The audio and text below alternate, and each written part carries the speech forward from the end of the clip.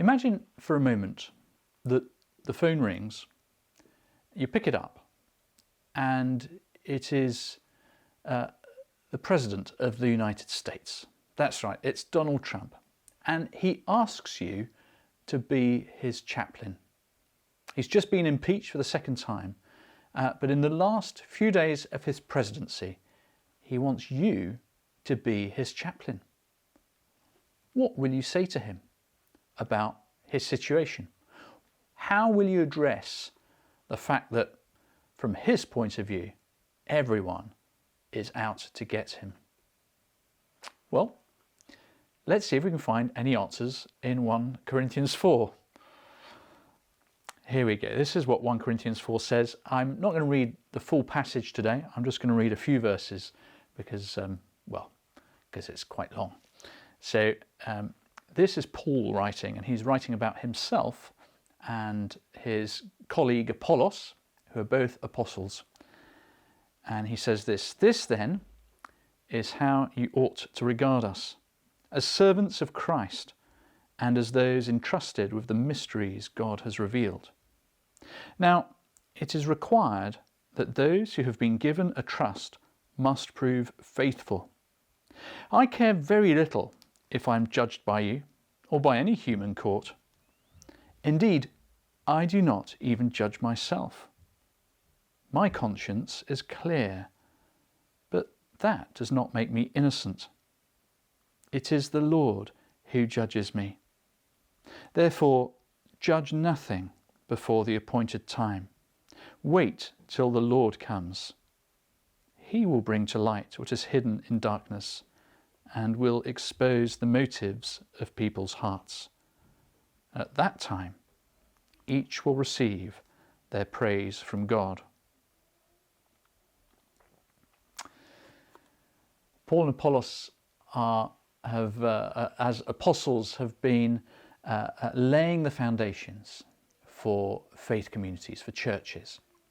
And they've been, of course, preaching the gospel. And so they've seen these communities come from nothing to suddenly come into being. They've effectively birthed communities of faith. And once they've done that, they've appointed leaders and they've gone on to plant yet more churches.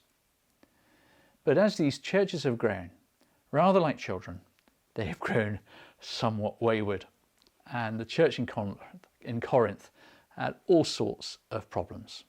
But the first one that Paul really addresses is this issue about how the church is treating its leaders, how it's treating Paul and Apollos. Clearly, there have been all sorts of accusations. Now, as a normal human being, it's almost impossible, isn't it, not to criticise our leaders. Whoever they are, whatever they represent, it often seems to me that leaders could do better than they do. There aren't many perfect leaders out there. And clearly, Paul and Apollos are being accused of not doing enough, or not doing it well enough, or not doing it in the way that the people who they're leading would like them to lead. And so they're being judged. We don't really know what accusations they were under, but what we do know is that Paul replies in the same kind of way I might expect Donald Trump to say. Paul says, "I don't care if you judge me. I don't even care if you take me to court." Where Paul and Trump are different, and there are lots of differences, is why they don't care. Paul doesn't care because he knows that the only judgment that really matters is, of course, God's judgment. What does God think of me? And for Paul, this is so important. This is so central to his way of thinking. He doesn't even bother trying to judge himself. So there's no point even me appraising myself. All that matters is what the Lord thinks of me. Because, of course, it's God and God alone who is ultimately able to uncover the deepest motives of our hearts. And even we, if we're honest, we're often pretty good at kind of deceiving ourselves as to why we do things. It's often a bit later in life that we realise that maybe I did this or I didn't do that because of this, not because of that. You know, that the truth kind of bubbles out. And as we get to know ourselves better, we can be more honest with ourselves about what really drives us. So, what would you do if you were chaplain right now to President Trump? What would you tell him?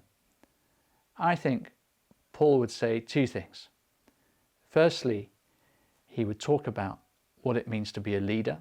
And of course, for Paul, that meant being a servant, just as Jesus was the servant king. So leaders in the church are to be first and foremost servants.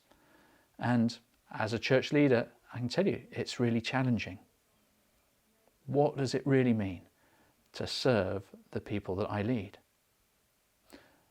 The second thing that Paul, I think, would really underline to Donald is actually don't have too high or too low an opinion of yourself.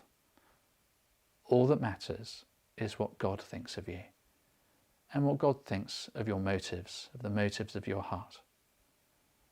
Now, when we start thinking about who God is and how perfect he is, pretty quickly we'll realise that even our best efforts just can't sit under his judgment for very long.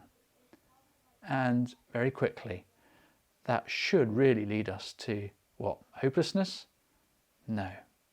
To our hope in Jesus Christ. Not some vain hope, some wish-washy hope, but our sure and certain hope of salvation through the work of Jesus Christ. He's paid the price. He's made me righteous. So there we go. And if the phone does ring, and it is Donald Trump, do let me know.